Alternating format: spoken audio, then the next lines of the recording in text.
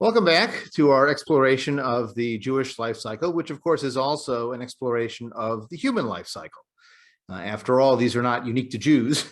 The fact that babies are born, or that people get older, or that people find partners, or that people die. I mean, we are simply one expression of the human experience. And so that's why for each of these ceremonies, we start with the question of why do human beings mark this moment in life? We did that for the arrival of babies, and we can do the same for a coming of age ceremony or a beginning of maturity.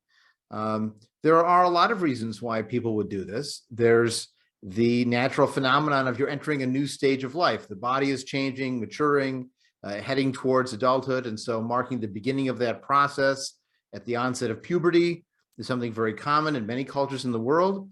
In fact, it's been a little thrown off by the fact that we eat so many hormones in our food, and children are developing much earlier than they used to centuries ago. So sometimes we have prepubescent people able to do things that they shouldn't be able to do. And the challenge for us also is that the meaning of an adult has changed over time, and the meaning of childhood has changed over time. There's actually a really interesting book I never had the chance to read about childhood in the Middle Ages. What was the concept of childhood? Were they just little adults? I mean, we have all these pictures of children working in factories, from the Industrial Revolution, and they were supporting the family. But the idea of having a bubble of childhood that you were, sort of protected by over a certain period of time wasn't necessarily a universal assumption. So again, the process of aging in the dominant culture will affect what it means to be an adult and what it means to mark that kind of a transition. Often these are imprinted with religious ideologies too. You've got coming of age ceremonies in various Islamic cultures. You certainly have it in Christian culture with First Communion and confirmation and different stages. There's even one period that's sometimes called the Age of Reason that's marked in Catholic theology, which is the age you can actually make decisions that you can then get punished for and have to go to confession to get through. So this is part of the process of marking this as well. So in Jewish life, historically, it's been most likely marked around the time of puberty, although it's not so easy to say in the earliest periods of Hebrew and Jewish history as reflected in the Bible. In fact, the phrase bar mitzvah or bat mitzvah does not appear anywhere in the Hebrew Bible. The root of mitzvah does. Mitzvah originally means commandment. Tzavah, in fact, in modern Hebrew is the word for the army, because of course you've got orders, right? But a mitzvah is a commandment. Today, in sort of colloquial English, it means good deed. I did a mitzvah, I did a good deed. But traditionally, it was a commandment. And there were, according to Rabbinic theology, 365 negative commandments, things you should not do, 248 positive commandments of things you should do, which add up to 613 commandments. But this number gets thrown around, highlighting how Jews are so ethical. They have 613, not just 10, they have 613 commandments. But to be able to perform all the commandments, you would need to be a hybrid high priest, farmer, soldier, king, because some of the commandments only apply to the king or to the high priest or to someone who's farming or to someone who runs a shop in a city. Like, you'd have to be this weird kind of, everything person to fulfill all 613 commandments and be living in the land of Israel when the temple stood. So you could offer sacrifice. I mean, like, all of this is, not all of it, but a good chunk of this is moot given current diaspora circumstances and the fact you can't be more than one thing at a time. You can't be both a priest and a high priest and a king in one person. So, but the idea of having commandments and having an age at which you're expected to fulfill those commandments, that's something that's common in many parts of the world. I mean, even in North America, we have a culture of coming of age in different stages. So at age 16, in many states, you get a driver's license. But at age 18, you're allowed to vote and to be drafted. But it's not till age 21 that you're able to drink. So this is a greater thing. And actually, in some places, you can't rent a car till you're 25. And there's all kinds of quirky rules like that.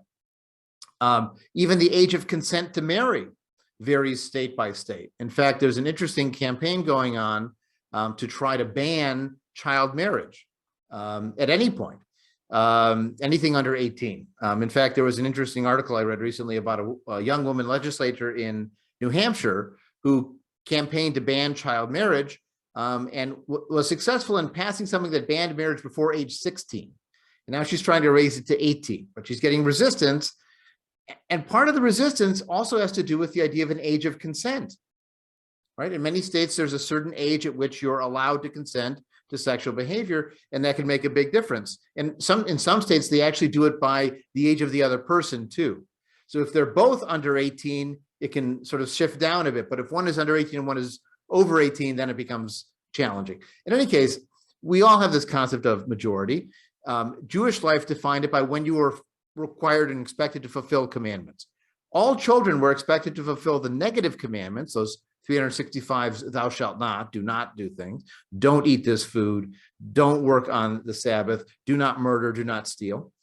But the positive commandments were only fully applied once you were over age of majority, which we'll talk about, and they were applied differently to men and to women.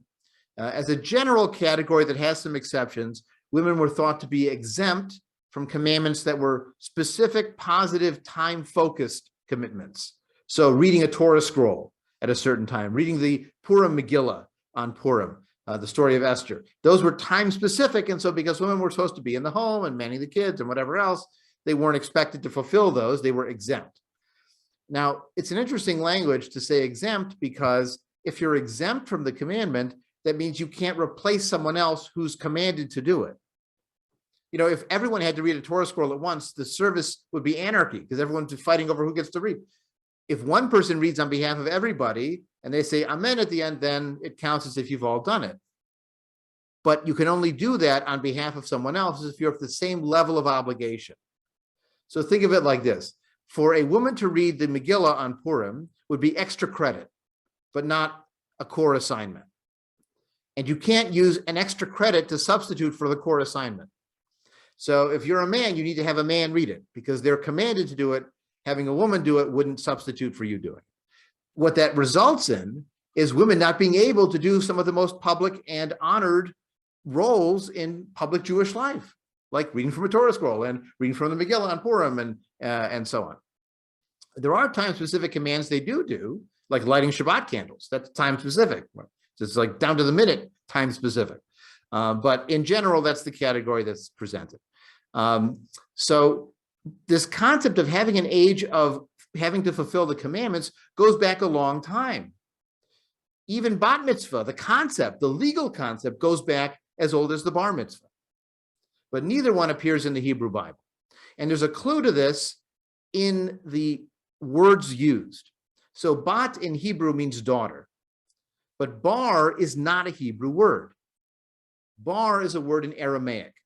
Aramaic was the sort of Jewish lingua franca, daily language, starting in around, let's say, 400 BCE, during the Persian period, because Aramaic was the Persian international language. In fact, the alphabet letters we think of today as Hebrew were actually Aramaic letters that we borrowed. The old Hebrew script was very different, as we'll talk about in a later class. So the Aramaic language led to the alphabet, but also led to adopting Aramaic terms. If you actually read the Talmud, which is written some several hundred years later, it's in a kind of Hebrew-Aramaic mishmash, where some parts are mostly Aramaic and some parts are mostly Hebrew, and some parts they use a Hebrew term but with an Aramaic ending, and it's sort of mixed together.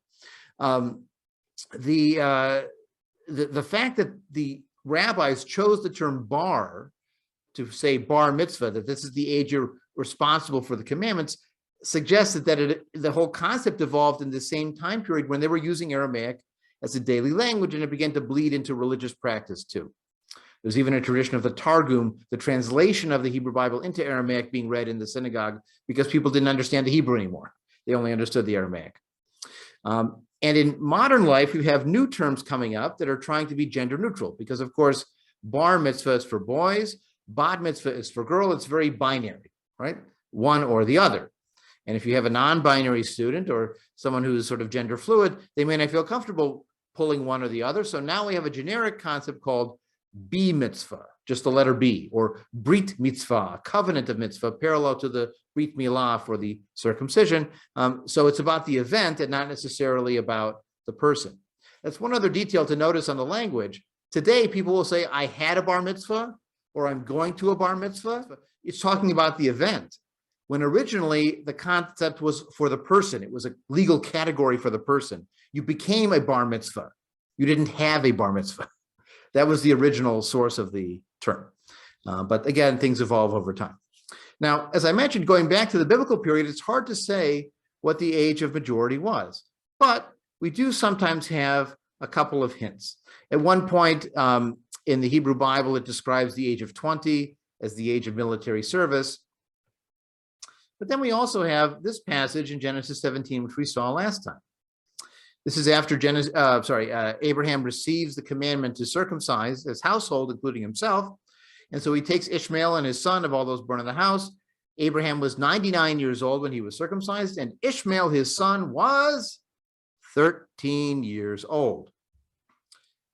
And so it may have been the case at one time that the original bar mitzvah or coming of age ceremony was a male circumcision ritual. And you can actually see an echo of this in the miniseries Roots, where the young Kunta Kinte is taken off to become a man and to be initiated into the circle of men. And one of the ways that that's done is through male circumcision as a sign of courage, but also to, to pledge the fraternity. And in fact, if you suffer to join something, your brain sort of rationalizes it later on. That's why hazing is so hard to eradicate from so many communities. Now, by the year 100 or so, in the early period of rabbinic law, the rabbis picked a date that would be the date of majority, the date of becoming of age, and they decided it would be 13 years for boys and 12 years old for girls. So it's not just an abstract number. Clearly, it's related to puberty, and we know that even back in that period, girls develop a little bit earlier than boys. In fact, you can tell this very vividly if you actually go to bar mitzvahs today, when you see the little boys and the tall girls. And it happens all the time, every year, and it's a riot every time. And we have a couple texts that demonstrate this. So in the Sayings of the Fathers, what's called Pirkei Avot in Hebrew, in the Mishnah, the earliest collection of rabbinic teachings, there's this famous passage that describes different ages for different stages. So at the age of 5, one's ready for the Bible. At the age of 10, one can study the Mishnah, the rabbinic laws. At the age of 13 is 4 commandments. So there you see again, 13 is connected to the mitzvah, the commandments. At the age of 15, you learn the Talmud, which is the rule, the reasoning behind the rules, where you start learning the rules at age 10, but you learn the reasons at age 15. At age 18 for the chuppah, the marriage canopy. At age 20 for pursuing a career. At age 30 for entering your full vigor. At age 40 for understanding. At age 50 for advice. At age 60 for old age. At age 70 for gray hairs. 80 for special strength. 90 for bending. And at the age of 100, one is as though he were already dead and had passed away and ceased from the world.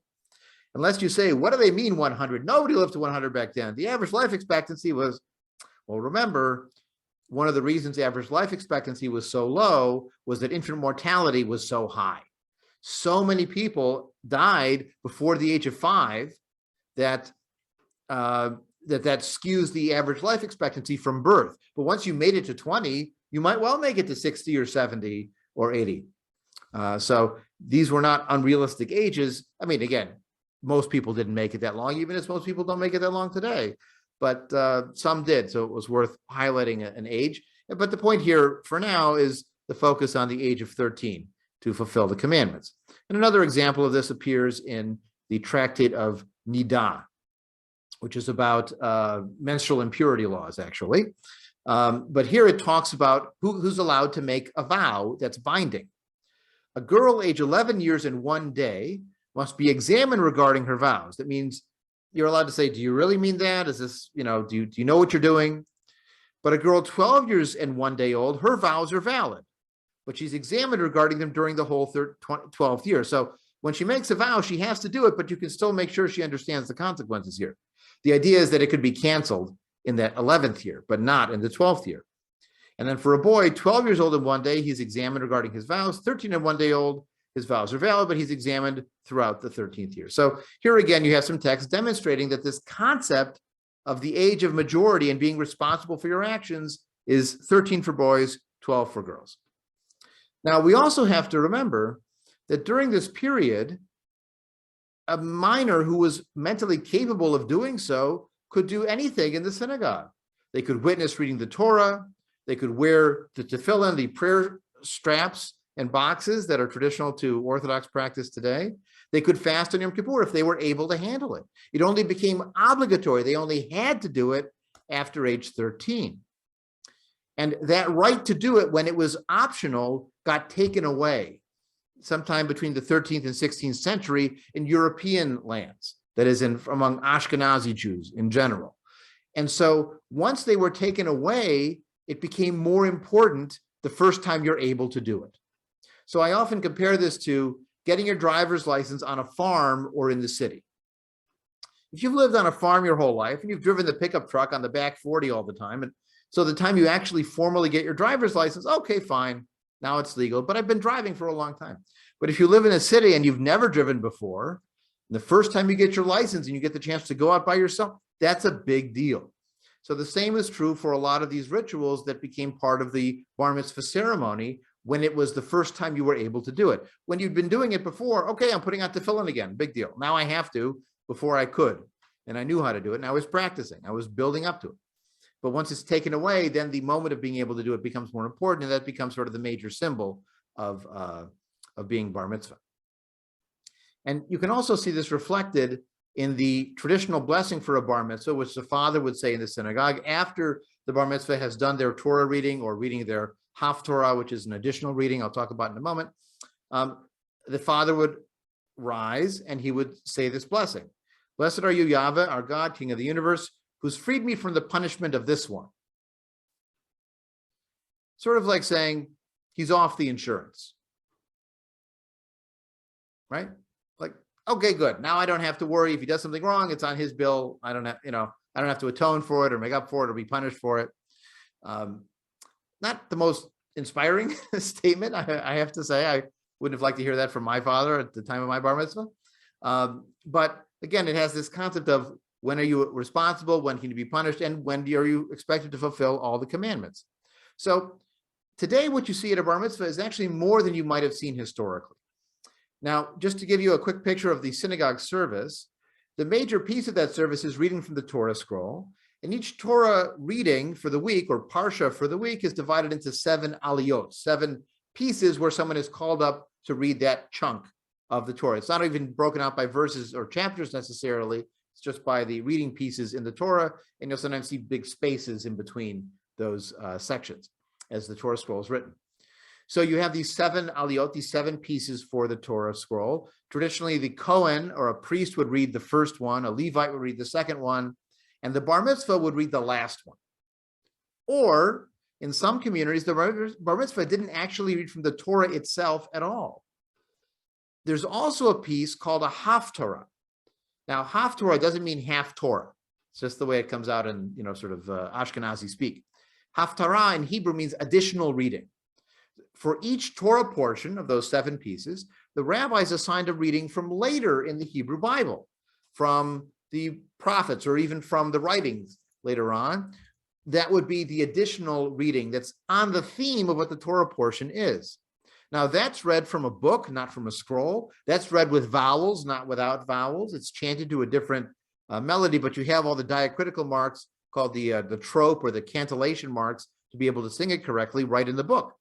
So often bar mitzvahs, and again, it was only boys who were able to do this because of that concept of commandedness, would read a Haftorah reading. It would be this reading from the prophets, not even from the Torah scroll itself. It depended on the community. Now today, in some congregations, the bar mitzvah student actually reads the entire Torah portion, not just one aliyat, all 7 pieces. Different people come up to bless it and congratulate him. It's a way to celebrate the family, but the expectations are much greater on the student now than they might have been in some places. So what about the bar mitzvah speech? Well, that doesn't appear until around the 17th century in Poland, where this tradition of having a bar mitzvah drasha or discourse, often on Talmudic law, not even necessarily related to the Torah portion, that's when it starts. In fact, sometimes it was written by the teacher and the student just delivered it. They didn't even write it themselves. Again, a bright student can do that, and a not so bright student, you make them look good by having the teacher write it instead. There are many documents attesting to this. There's a passage in a book of Jewish life cycle events by Chaim Schaus that talks about a ceremony in Worms that took place that demonstrates this, how the family invites friends over, they have a meal after the synagogue service, the student delivers a little speech there, they receive gifts, sort of a early version of what we think of today as a bar or bat mitzvah ceremony. What began to happen in the United States, though, is as people came here, Jewishness all of a sudden became optional. When you were living in a shtetl in Eastern Europe, you didn't have a choice about going to synagogue, about having your kids have a bar mitzvah in the synagogue with the rep. You were going to be expelled, banned. Nobody would marry you. I mean, all kinds of social deaths that would come out of that. But living in America, you could do what you want to do. And so it actually became popular for people who decided not to join any synagogue at all, or they might just join a synagogue for the short period of time to get their kid a bar mitzvah. But sometimes they would just hire a rabbi, the original rent a rabbi idea, and have their kid tutored in how to read Hebrew enough to read for their bar mitzvah. They'd rent a hotel room and have a big party, and that's what they did. It was, a la carte. And they figured they'd fulfilled their duty because they trained their kid to be a bar mitzvah. Did the kid know anything about commandments? No. Did they know what they were putting on their shoulders and why they were taking this picture with all these people and what they were reading? No.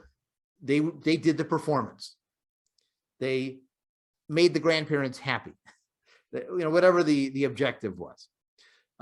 In fact, this was so identified with doing it for tradition's sake that self-identified secular Jews for many years didn't do any kind of bar mitzvah at all because they saw bar mitzvah as religious, as trying to be traditional and sort of dressing up like it, and as supporting the rabbinic establishment, which they didn't want to do anyways. So they really didn't want to have bar and bat mitzvahs. In fact, some of their families that did went off on their own. The secular Jewish communities and schools didn't provide any training or education towards bar or bat mitzvah. In fact, they didn't even learn Hebrew. They were learning Yiddish instead. So one of the other unfortunate phenomena that came out of this emphasis on bar mitzvah is what sociologists today call pediatric Judaism, which means you get kids who go through bar or bat mitzvah, then they're allowed to drop out. And then when they have kids, they send them through bar and bat mitzvah, but since I didn't have to go any longer, I'm not going to make my kids go any longer, and they get to drop out. And so you get multiple generations of people who only understand Judaism up to a 13-year-olds. And a 13-year-old whose foot is out the door, who's ready to be done. It's like senioritis at 13. So, it leads to a phenomenon where people don't really understand what Judaism could offer to them because they're only getting this limited exposure, for as little as possible. And I mean, I've even heard of stories of people who email in their resignation from the synagogue the Monday after because they are done. They did their job, they paid their pound of flesh, and they quit. What the long-term impact of that is on the kids' Jewishness, well, we can understand it's not going to be as strong. Now, as I mentioned, the Ashkenazi Jews were the ones who made bar and bat mitzvah more important by taking away the ability to follow these ritual practices earlier. For many Sephardic and Mizrahi Jews or Eastern Jews, they still allowed minors to fulfill the commandments earlier, so bar and bat mitzvah was not as big a deal. It was marked, it was celebrated, but it didn't become the hoopla that it did in Ashkenazi Judaism. Now, there is an exception within the Ashkenazi world, and that is the Reform movement. When the Reform movement in Judaism began in Germany in the early 1800s and spread to North America as well around the same time period, they were moving away from ritual law. They were saying we follow the ethical commandments, but not the ritual commandments. If you read the original Pittsburgh Platform of 1885, they're very dismissive of laws concerning ritual and dress and diet and all those things that they say. Actually, one of the phrase they use is they are more apt to obstruct than to elevate modern Jewish sensibility. They get in the way, so we get rid of them. If you went to a Reformed temple at that time period, they tell you to take off your hat, not to cover your head. So what does this have to do with bar and bat mitzvah? Well, the whole idea of mitzvah was commandments. And the major symbols were these ritual commandments of putting on the prayer shawl and putting on the tefillin that make you look like an alien with this box on your head and a box on your arm. What are you doing? Well, if you're not fulfilling commandments in the ritual way, you still need a coming of age ceremony. And fortunately for those German Jews, they had a nice model right next door. In the Lutheran Church, there was a ceremony that took place around age 15 or 16 called confirmation. It was done at, of course, a more mature age. We could confirm your identity, and it was done equally for boys and for girls. Remember, just because you had the concept of bat mitzvah doesn't mean you had a ceremony. In fact, the closest you had to a coming of age ceremony for girls was that when a girl would have her first period, or menarche as it's called, she would get slapped by her mother. That was the welcome to the club ritual for Jewish women. And many have discontinued that, obviously, but that was as much as there was. Certainly nothing in the synagogue. So the idea of having something equal for boys and for girls was attractive in the 19th century for Jews who wanted to educate both boys and girls. And the idea of doing it older made sense. And the idea of dropping bar mitzvah made sense because they weren't doing mitzvah anyways. So that's why many Reformed temples did confirmations, but not bar and bat mitzvahs. It wasn't really until after World War II, when those German Jews in Reformed temples began to get swamped by Eastern European Jews who had brought with them an attachment to those ritual practices, more so than the German Jews who were more assimilated. That's when the Reform movement readopted the bar and bat mitzvah. The bar mitzvah first and then bat mitzvah later. So Chicago's Temple Sinai, which was one of the old German Jewish Reform congregations in Chicago, its first bar mitzvah was in 1968. They didn't do it before then because they said we do confirmation and that's it. In Michigan, there are two large Reform temples. One is called Temple Bethel and one is Temple Israel. Bethel was the old line one that was German Jewish and didn't bring in bar mitzvah until the 1960s. Temple Israel was a split off from Bethel that drew in a lot of Eastern European Jews, and they started with bar mitzvahs in 1941 or whenever they formed. So there was one of those splits even within Ashkenazi Jews, between German Jews and the Eastern European Yiddish-speaking Jews, who were more attached to the traditional ritual practices, even if they were living a more Reform lifestyle. So where did bat mitzvah come from? Bat mitzvah starts really after World War II with the spread of feminism. The first North American bat mitzvah ceremony was created by Mordechai Kaplan for his daughter in the 1920s. And it turns out he had gone to Italy and seen a ritual there where daughters were called up around age 12, celebrating they had become bat mitzvah, even if they didn't read from a Torah scroll. And his daughter, by the way, Kaplan's daughter, didn't read from a Torah scroll either.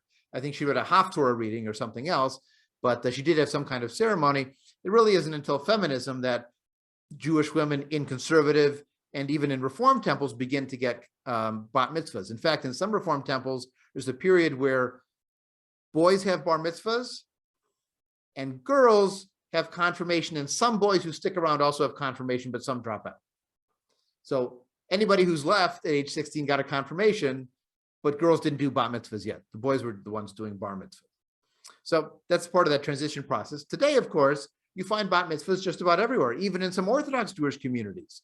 They offer some version of a bat mitzvah, even if it's not a Torah reading, or it's a Torah reading only for other women. Still, there's some kind of marking of this event with a much more meaningful event than a slap in the face. So let me give you 5 basic principles for our approach to this event. The first, and it's what we started with today, is that this is a coming of age ceremony. This is someone who is on the road to becoming mature. They are not an adult. They are not driving home from the ceremony. So we shouldn't act like they are all of a sudden this self-sufficient individual who is, going to run their whole life.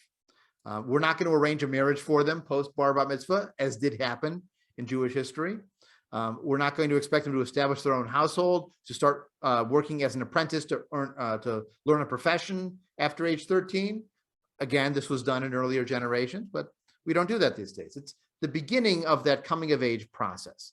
And therefore, it also has in common things that happen in other cultures. And we could even draw on those. If you have a bar bat mitzvah student who comes from multiple religious or cultural heritage, we can draw on elements of both of those because it's the common human experience that we're celebrating. Okay. The second is the importance of the individual making their own choices and having something that's relevant and meaningful to them. We don't want to squeeze you into a box. We don't want you to have to do the Torah portion for the week of your event just because you happen to be born close to that time.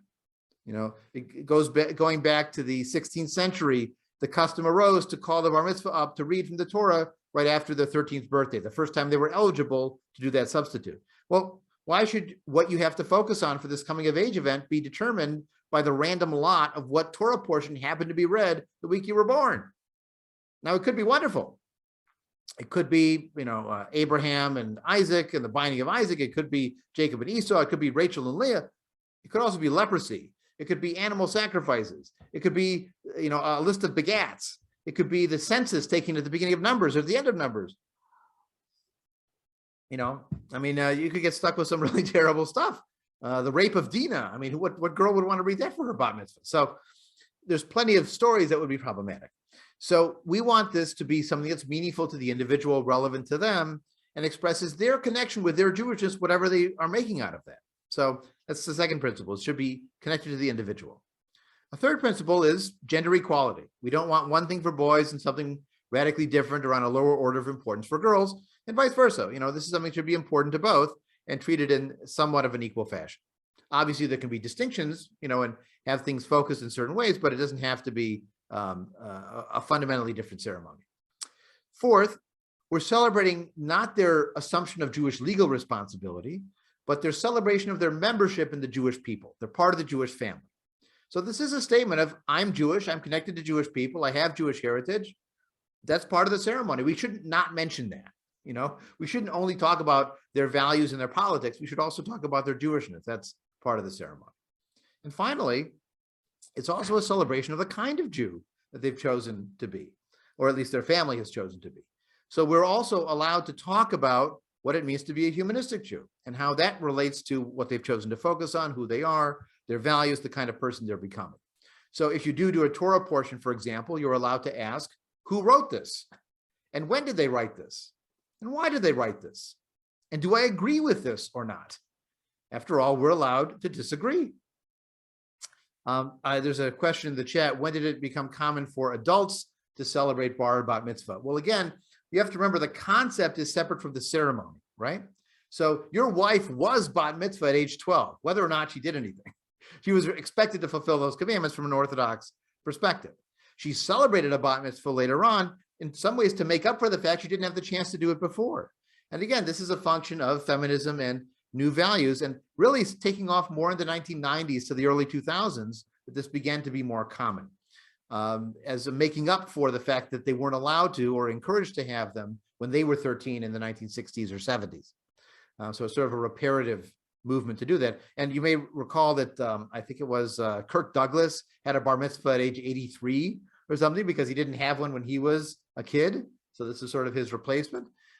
So you can have a later bar mitzvah event, but remember, it's celebrating a reality that's already been in place. It's like if you don't get your driver's license at 16, or you don't register for the draft at 18, or you don't start voting at 18, you're still eligible to do those things, right? You have that age qualification. That's the case for bar bat mitzvah too. Whether or not you have the ceremony, you still are considered of the age of obligation, and in theory, cosmic punishment for breaking all the rules.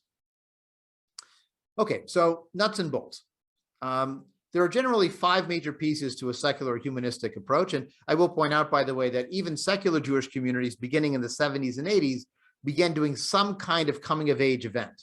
They called it a B Mitzvah, for like a plural group event.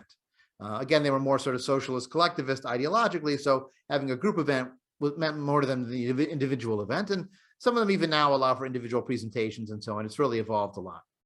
So here are 5 major pieces to this. 2 of them are where you come from, and 3 of them are where you're going. So first one is some expression of Jewish identity, connection to Jewish history or culture or the Jewish experience. Where I grew up at the Birmingham Temple, the style of bar bat mitzvah was to choose a hero, a specific person out of the Jewish experience, and do a project based on them. Mine happened to be Raoul Wallenberg, who was a Swedish diplomat who saved thousands of Jews in Hungary during the Holocaust, and then was arrested by the Soviets and disappeared into the Gulag system.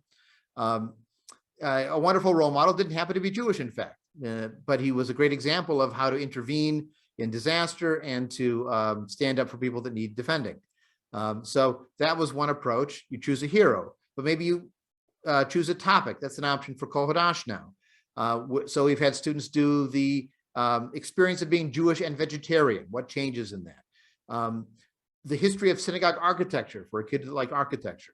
The history of the Armenian quarter of Jerusalem, because we had a kid that was part Armenian and part Jewish, and so This could celebrate sort of both parts of her heritage.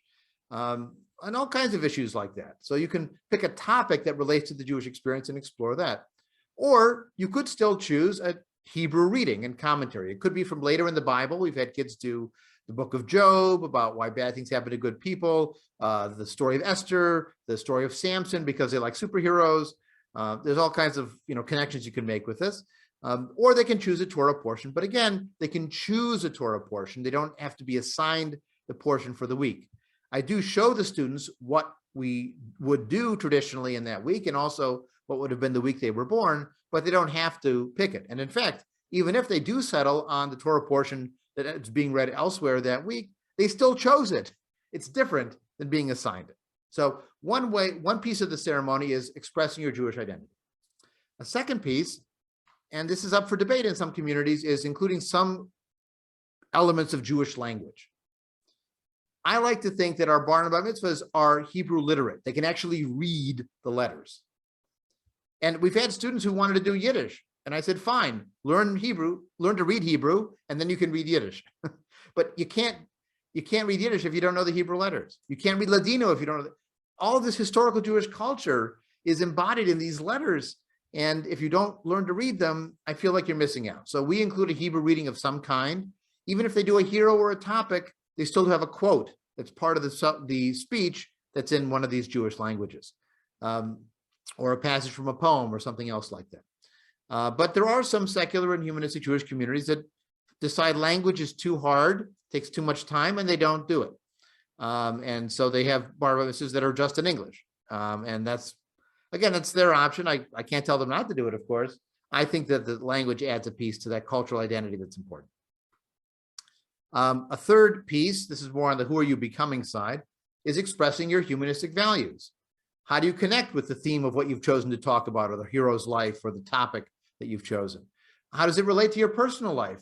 Are you reading a story about siblings because you have a sibling that you wrestle with, like Jacob and Esau? Or did you pick a story about a character who has the same name that you do, and that's why you were interested in it?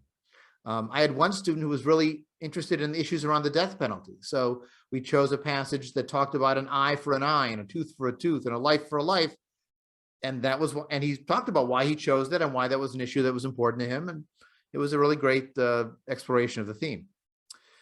A fourth piece that's part of most projects, or processes rather, is some kind of community service, a mitzvah project, doing good deeds, right? Because we're still using the phrase bar mitzvah, bat mitzvah, B Mitzvah. Even if we don't mean commandment, we meet it now in the colloquial meaning of good deed. So we want the students to assume responsibility, to learn that they too can make a difference in the world and do some good. So we encourage them to volunteer, not just give money somewhere or raise money for something, but actually do something with their hands. Harder under COVID, but even now possible to do. And then finally, there's some kind of public event, presentation. They become the teacher, the leader of the community, and they're joining the adult community of sharing what they have to say and having it valued by their peers, within the adult world. Now, again, they're not driving home afterwards, but I do often encourage a bar bat mitzvah student to read in our high holiday services the following fall or within a year or two, to demonstrate to them and to the community they are now part of this adult community. I wouldn't have someone under that age do it, but someone over that age makes sense because, again, they're part of that adult community for our adult high holiday services. Some of them also come back after the bar bat mitzvahs, or if they do a confirmation, which some communities still do, to teach in our Sunday school. And that's, again, joining the adult community. It takes them a little while to learn that they're not the kids in the school anymore, they're the teachers in the school, so they have to think differently about how class is running. But generally, it's a good process for them to learn that. So just a couple last thoughts on some of the dangers of doing bar and bat mitzvahs and some of the positives, the promises that come out of it. One challenge that we have is what I call the mitzvah mill, the churning. People join as late as possible. They do as little as possible. And when their kids are done, they are gone as fast as possible. Some people are just going to do that. And you don't stay involved in your children's parent-teacher organization after your kids are in college, for middle school. You're done. And for some people, they're in the community for the education and specifically for the bar bat mitzvah. And when they're done, the drive-throughs. And you can't control that. You can give them as good an experience as possible. And sometimes we even have some kids who want to stay and push their parents to stay when the parents were expecting to leave. And then the other side related to that is the excesses. You see them in movies, you hear them, anecdotally of the huge ostentatious parties that are absurd. There's this tradition now of picking up kids on a chair and sort of dancing them around during the bar mitzvah party. That didn't exist before Fiddler on the Roof, by the way. It didn't really happen. And I sometimes joke that people learn that from weddings, like the wedding scene in Fiddler on the Roof, and they figure they're spending as much as a wedding, someone gets a chair ride. Like that's how it plays out. But whatever the circumstances, the DJs and again, the ostentatious expenses sometimes are over the top. There's even a phenomenon in some places where there's large Jewish populations of what's called a faux mitzvah, which is someone who's not Jewish having a big blowout 13th birthday party. Because all the Jewish kids are having a big blowout 13th birthday party. So it becomes part of the culture. And again, the Jewishness identified with conspicuous consumption is not a reputation we want to spread. So that's one of the dangers. A second danger is that pediatric Judaism. You don't get to graduate from education in middle school, in the middle of middle school, in the middle of 7th grade. Now, different states have different minimum education requirements, but in general, our culture is at least high school, if not graduate school, right, or some level of higher learning. So, but we allow people to quit their Jewish learning at age 13. And so that's another challenge of the effect and the broader, sort of Jewish echoes of that experience through the generations, and it's peaking too early after all. And then a third challenge, specifically to humanistic Jewish kids celebrating these, is that their mitzvahs are not like the other mitzvahs. If you live in Deerfield, Illinois, for example, you might go to 70 or 80 mitzvah events over the course of a school year. And ours will look different. They might read a Torah reading or they might not. And so that would be different.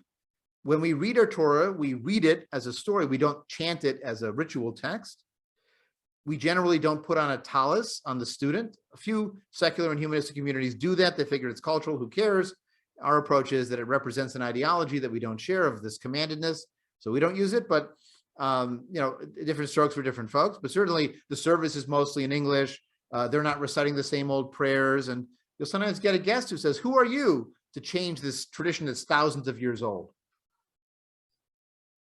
I'll point out, as we already learned tonight, the tradition is not thousands of years old. It's hundreds of years old, but not thousands of years old. And that indicates how little they know about the real history of the bar or bat mitzvah. And certainly for a bat mitzvah, they come in and say, why aren't you doing it traditionally? For a bat mitzvah? Dude, give me a break here. We're not even 100 years old on that. But maybe, just in 1922 or whenever that first one was for Kaplan. So, but we do get that sometimes from people who are sort of have this sort of speed bump shock of what is this event that you've dragged me to? Now, the flip side is we sometimes get people who come to our events and say, this was fantastic. This is the most meaningful bar mitzvah I've ever been to, because it's not 3 hours long. It's not all in Hebrew. It's not this kid reciting something they have no idea what they're saying. It's a really meaningful event focused on this coming of age experience. It's the most meaningful service I've been to. And we get plenty of Jewish people that say that. What drives me crazy are the parents of friends of the kids who come up to us and say, oh, we wish we'd heard about this for our kid, but it's too late because his is next month, and I try to sell them on the confirmation program and, you might still, whatever, it's too late. They've made their choice. But it is certainly one of our big selling points. People come to this and say, this is wonderful. And it's also a great example of the principle that I often share with people. I can explain what secular and humanistic Judaism is, but you don't really get it till you see it. When you experience a service and you see an event, then it makes more sense. It'd be like having someone describe how to tie a shoe, but not show you, just explain. You take one lace and cross it over the other, then loop underneath, and you're not going to get it until you see it done. So it's the same for these bar and bat mitzvah services. my favorite is when we get non-Jewish people coming to these services who say, wow, I've never been to a bar mitzvah. These things are wonderful. Like they think that ours is what they're all like. And in fact, ours is somewhat different, but different in a good way because they like it. And I guess the most important result of our bar and bat mitzvahs is that it creates a long-lasting identification with the event. You know, you'll get people, you talk to them from previous generations who had more traditional bar and bat mitzvahs, and they'll say, you know, I had to read this Haftarah portion. I don't know what it meant. And I just memorized it from listening to the tape over and over again. And it wasn't really meaningful to them. But our students, because they've chosen the topic, because we talk about how it's relevant to their life, because it's in English, because it's, you know, a creative project they have to engage with, they come back years later and they know exactly what they talked about. And it really connected with who they are and who they became. So that's, I think, the best promise that this offers. And my favorite thing to read that also drives me crazy is that now you see, even in the Reconstructionist movement and the Reform movement, people beginning to explore exactly the kind of things we've been doing for 50 years. Let's make this more personal. Let's see if we can do something without a Torah reading. Let's see if we can make this meaningful for people who aren't that religious. Hello? Now, to be honest, 50 years is an exaggeration, because when the Birmingham Temple, our first congregation, started, they had the conventional bar mitzvahs. Bar mitzvahs for boys with a Torah reading and confirmation for girls. It took a while to add bat mitzvah, and it took a while to come up with the hero idea as a substitute for the Torah reading. And so that was an evolution too, but we've been doing this now for at least, well, 50 years actually is back to 1970, so maybe that is a fair counting period. Back to the 60s, not necessarily, but by the 70s, definitely. So this is a quick overview of both the history of the bar and bat mitzvah and how it's celebrated today in secular and humanistic Jewish communities. Again, sometimes in a group event, sometimes individual, sometimes a Torah reading, sometimes another Hebrew reading, sometimes a topic or a hero, but always something that's relevant to the student, that's meaningful to the community, that's accessible to guests, and that includes everybody in the celebration, and most importantly, focuses on the student because it's their day and they should be the center of what's being celebrated. It's their coming of age. And I have to say, the best part of the experience for me is seeing the kids after the event. Not only are they relieved, of course, now that it's over, but you can see this elevation in their sense of self-esteem and pride. They worked on this sustained project. They delivered something that was meaningful. People listened and appreciated what they had to say. For some, this is their first sustained project, working with an adult one-on-one to develop something together. That adult listened to them and took what they had to say seriously. It really is an elevation of their self-esteem and confidence, both in their Jewishness and as a person. And that's really what the coming of age ceremony is designed to do. I may have missed this, but in the Orthodox or Hasidim communities, how important is the bar mitzvah there, especially Hasidim? Well, the bar mitzvah is very important. Okay. Because this is, again, the child's first opportunity to be part of the adult community and to have their mitzvot, their commandments, counted, you know, as a full obligation. So it's marked with major events and parties and you know, receptions afterward. The calling up of the child is a major event. The gift of the tefillin, the first time they get to wrap those prayer pieces, is important. I mean, it becomes a major piece of their coming of age event. Bat mitzvah less so.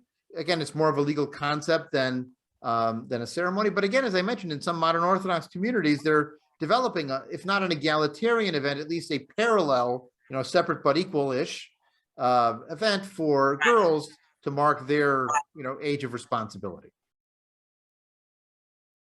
Thank you. Yeah, that makes sense. What about in Sephardic communities, you know, or in you know, communities like in Israel that are not European, not Ashkenazi? Right. Well, there's been some crossover. You know, groups influence each other, and now that they're living in the same place, even though they came from different places. So now the bar mitzvah has also been elevated in Sephardic Jewish communities beyond where it used to be. I don't know that they've fully taken away the, you know, being able to do that when you're before age 13 for boys, where they could do it before, but they certainly have made the bar mitzvah a much bigger event. And by the way, there are some secular families that do bar mitzvahs too. They might do it on their own. The kibbutz actually had a coming of age event around that age, but it was a group event. They were actually the ones who had this idea of celebrating the heroes of the kibbutz that we borrowed in humanistic Judaism. And the other thing that happens is people just rent a hall and have a big party. They don't even necessarily have a Torah reading. And I do sometimes get people calling me saying, my kid's turning 13 in a few months. I'd like to do a bar mitzvah for them. And this is the rent a rabbi, drill the kid in Hebrew in 2 months to recite something they have no idea what's going on, and then have a big party. But you need to have some excuse for the big party. And I say to them, we'd be happy to have you join our school and have a bar mitzvah in a year and a half. Right, phone gone. That's not what they want. And there are rabbis who will work on a one-on-one tutoring basis now with students, and that independent bar mitzvah is a more common option that people are, welcome to do if it's meaningful to them. And I will say that one-on-one time working with the student can really open up some very interesting conversations with them and let them explore what they want to explore about Jewish history. There's something to be said for that that approach if it's done in a substantial, meaty way, not in a 3-month quickie. We have actually had students sometimes who want to have adult bar or bat mitzvahs. Sometimes it's also part of a joining the Jewish people conversion adoption process for them. And so having a group ceremony once in a while with that can be done. In fact, I've been sort of percolating, maybe next year, we'll sort of collect all the graduates of the Tuesday night adult ed class over the last several years and see who wants to participate in some kind of group bar bat mitzvah. And in fact, the first cohort of people that we did this class with, this is now in 2006 or 2007, many of them were women who had not had the opportunity to have a bat mitzvah. And so we did have a group ceremony for that. And it was very meaningful for a lot of them. One of them wanted to read from the Torah scroll, and we got her a tutor, and she was able to work out how to do that. And one of them wanted to read modern Hebrew poetry, and so she did that. One of them wanted to do a project on genealogy, so she did that. One of them did it on poetry and wrote her own poetry and read another ones. One did it on music and sang songs. It was really a wonderful expression of all the different varieties of ways to connect to Jewish culture. And that's one of the reasons I love our ceremonies, because look, we know now that there are multiple learning styles and multiple ways of being smart. Some people are smart with numbers, and some people are smart with visuals, and some people are smart with words, and some people are smart with kinetic movement, and some people are smart with nature. And Jewish culture tends to prize the verbal: reading, writing, speaking. And for some kids, that works great. But for other kids, there are other skills and other abilities and other ways of exploring the world that are more meaningful to them. So we've had students do their projects on Jewish food. And you'd think, oh, that's sort of thin, like bagels and lox. No, if you want to study the history of Jewish food and what Jewish communities ate in different places and how they ate for Passover differently, and not only dietary laws, but also cultural expressions, and how much of the outside culture did they adopt into the Jewish cuisine. And there's a lot to find. And then you get to make all those things and see what that's like, as a real lived experience. So, people think of some of these other topics as kind of thin, but actually, if you really want to dive into it, you can make a lot of meat out of it. Pardon the cooking pun, but you get the idea. All right. Well, I hope you enjoyed this exploration of the coming of age ceremony, the bar and bat or B Mitzvah. Next time, we'll be talking about the sort of next stage in the assumed maturity. This is before the age of rampant singlehood. It's marriage. And, one sort of preview for marriage I'll offer is that when people talk about going back to traditional marriage, they don't mean traditional marriage. Because traditional marriage was not for love, was arranged by parents, often took place in early teenagehood, and could include polygamy, even among Jews. None of those are what people are talking about when they talk about going back to traditional marriage. So part of our job as historians here is to point out that what they mean is not what they think they mean. You keep using that word. It doesn't mean what you think it means. I've always liked that song in Fiddler on the Roof. When they talk about, their marriage day, first time I ever saw you was on my marriage day, Right. Do you love me? Yeah. Do you love me? I mean, 20 years later, they don't know. Yeah, and she's like, well, I did all this stuff for you, so I guess I do. You know? Right. Yes, exactly. Well, that's, but that's one of those highlighting the differences between the Broadway expectations and the old country realities.